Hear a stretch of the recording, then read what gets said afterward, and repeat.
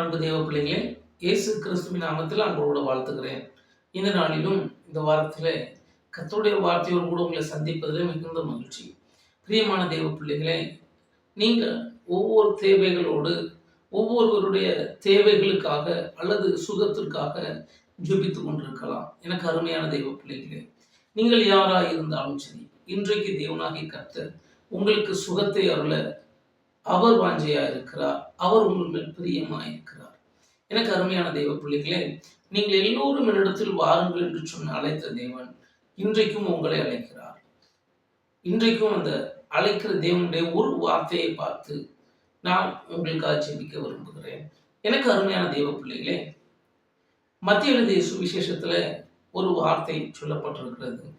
மத்திய 1:21 வேதம் தெளிவாய் நமக்கு சொல்லுகிறது. அவள் ஒரு குமாரனை பெறுவாள், அவருக்கு இயேசு என்று பெயரிடுவாயாக, ஏனெனில் அவர் தமது ஜனங்களின் பாவங்களை நீக்கி அவர்களை ரட்சிப்பார். என் அன்பு தேவ பிள்ளைகளே, இங்கு இயேசு கிறிஸ்துவுக்கு பெயர் கொடுக்கப்படுகிறது. ஒரு தூதன் தோன்றி அங்கு இயேசு கிறிஸ்துவை பற்றி சொல்லுகிறார். எப்படி சொல்லுகிறார்? மரியாளிடத்துல சொல்லுகிறார், அவருக்கு இயேசு என்று பெயர். என் அன்பு தேவ பிள்ளைகளே, இந்த உலகத்துல அநேக பெயர்கள் உண்டு. அநேக பெயர்கள் இருந்தாலும் ஒரு சில பெயர்களுக்கு மட்டுமே வேல்யூஷன் என்று சொல்லுவார்கள், வலிமை உண்டு. என் அன்பு தேவ பிள்ளைகளே, யாருடைய பெயருக்கு வலிமை உண்டு? என் அன்பு தேவ பிள்ளைகளே, வேதம் சொல்லுகிறது, இங்கு இயேசு என்று பெயரிடுவாயாக என்று சொல்லப்பட்டிருக்கிறது. பாருங்கள், இயேசு என்கிற பெயர் வேல்யூ உள்ள பெயர், ஒரு அதிகாரம் உள்ள பெயர். என் அன்பு தேவ பிள்ளைகளே, நன்றாய் கவனித்து பாருங்க. உலகத்துல அதிகாரிகள் இருக்கிறார்கள், போலீஸ், அவர்களுக்கு சில அதிகாரங்கள் கொடுக்கப்பட்டிருக்கிறது. அல்லது ஜட்ஜ் என்று சொல்லலாம், நீதிபதி, அவர்களுக்கு அவர்களுடைய அந்த நீதிபதி என்கிற பெயருக்கு சில அதிகாரம் கொடுக்கப்பட்டிருக்கிறது. அதே போல தேசத்தின் பிரதமராக இருக்கலாம், ஏன் ஜனாதிபதியாக இருக்கலாம், அல்லது ஒவ்வொரு மாநில முதலமைச்சர்களாக இருக்கலாம். இப்படி முதலமைச்சர் என்கிற ஒரு பெயருக்கு ஒரு வல்லமை அல்லது ஒரு பவர் இருக்கிறது. இப்படி ஒவ்வொரு பெயருக்கும் ஒவ்வொரு பவர் உண்டு, ஒவ்வொரு செயலாற்றல் உண்டு. என் அன்பு தேவ பிள்ளைகளே, இயேசு என்கிற பெயருக்கு ஒரு செயலாற்றல் உண்டு. ஏனென்று சொன்னால் வேதம் நமக்கு தெளிவாய் சொல்லுகிறது, இயேசு என்கிற பெயருக்கு என்ன செயலாற்றல் உண்டு. வேதம் அழகாய் சொல்லுகிறது, அவர் பாவத்தை போக்கி விடுவார். இயேசு என்ற நாமத்தின் நிமித்தம் பாவத்தை போக்கி விடுவார். இரண்டாவது ஒரு காரியம் அங்கு சொல்லப்பட்டிருக்கிறது, அவர் ரட்சிப்பார். அவர்களை பாவத்தை நீங்கி ரட்சிப்பார். ஒருவேளை இப்படி சொல்லலாம், மீட்டு விடுவார் என்று சொல்லலாம். என் அன்பு தெய்வ பிள்ளைகளே, ஒருவேளை சில யுத்தங்கள் நடக்கிறது, சில நன்மை செய்கிறவர்களுக்கும் தீமை செய்கிறவர்களுக்கும் ஒருவேளை சண்டை நடக்கிறது.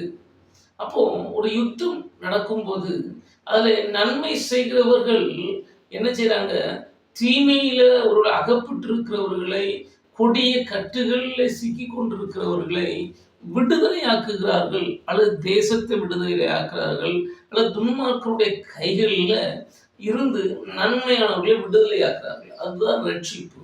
இயேசு கிறிஸ்து நம்மை ரட்சிக்க வந்தார். எப்படிப்பட்ட நம்மை ரட்சிக்க வந்தார்? எனக்கு அருமையான தெய்வ பிள்ளைகளே, துன்பத்தில, வேதனையில, கஷ்டத்துல, வியாதியில, அது மாத்திரம் அல்ல, பாவத்தின் பிடியில சிக்கி இருக்கிற நம்மை விடுதலையாக்கும்படிக்கு இயேசு கிறிஸ்து வந்தார். பிரியமான தேவ பிள்ளைகளே, மறந்து விடக்கூடாது, இயேசு என்கிற பெயர் நம்மை ரட்சிக்கிற பெயர்.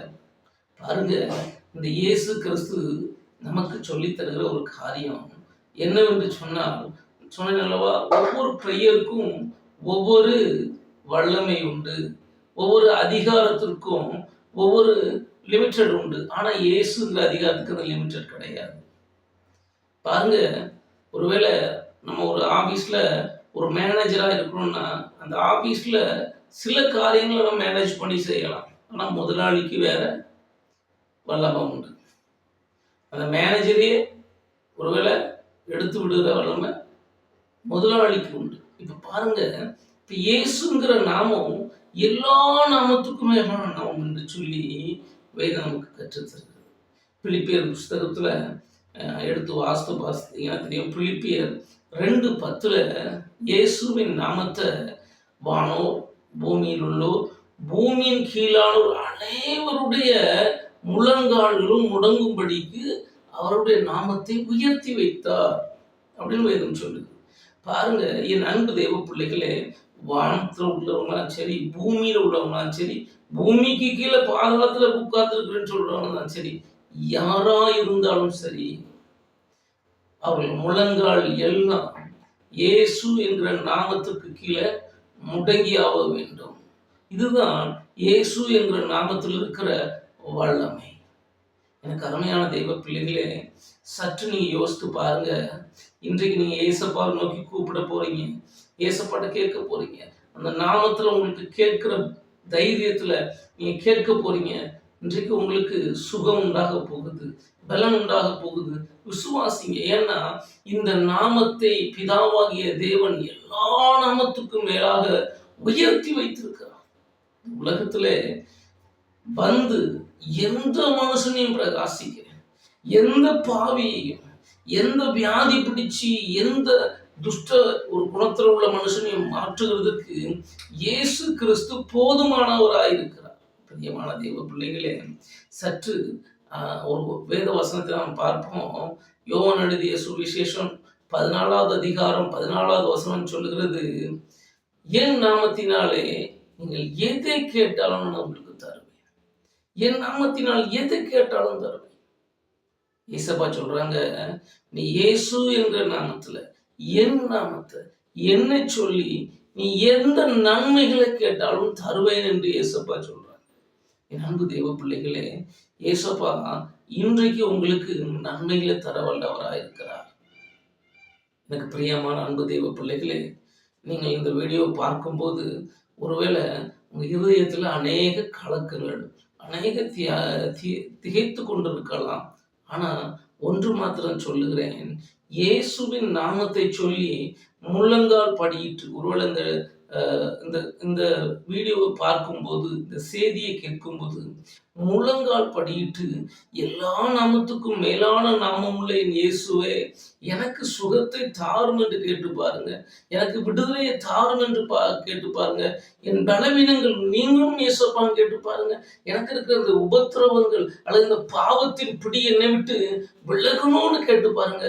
நிச்சயமாகவே தேவன் உங்களுக்கு விடுதலையை தரும். நிச்சயமாகவே உங்கள் பலவீனம் நீங்கி போகும். எனக்கு அருமையான தெய்வ பிள்ளைகளே, சற்று சிந்திச்சு பாருங்க, சற்று நோக்கி பாருங்க, இயேசு கிறிஸ்துவை நோக்கி பாருங்க. நிச்சயமாக உங்களுக்கு விடுதலை உண்டு. அவருடைய நாமத்துல இன்றைக்கு உங்களுக்கு ரட்சிப்பு, அவருடைய நாமத்துல இன்றைக்கு உங்களுக்கு விடுதலை.